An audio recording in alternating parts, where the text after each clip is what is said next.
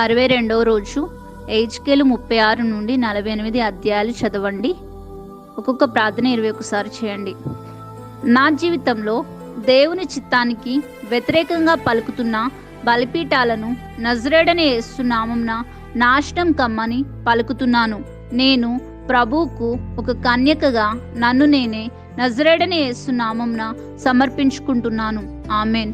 నా జీవితంలో ప్రతి సాతాను ముసుగు చినిగి నజరేయుడైన యేసు నామంలో తెరవబడును గాక. ఆమేన్. దేవుని సందర్శనకు నాకు మధ్యలో ఉన్న ప్రతి గోడలను నజరేయుడైన యేసు నామంలో పగలగొడుతున్నాను. ఆమేన్.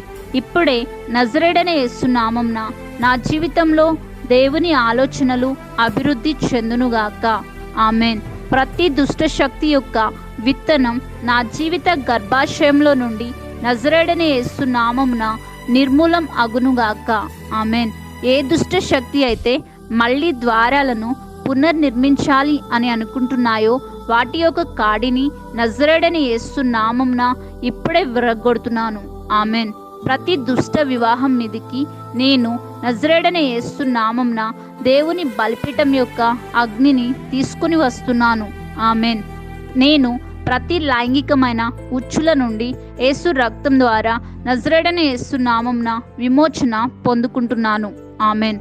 పరలోకమందున నా తండ్రి, నా ప్రార్థనలన్నీ విని సమాధానాలు ఇచ్చినందుకు నజరేయుడైన యేసు నామమున కృతజ్ఞతాస్తుతులు చెల్లిస్తున్నాను.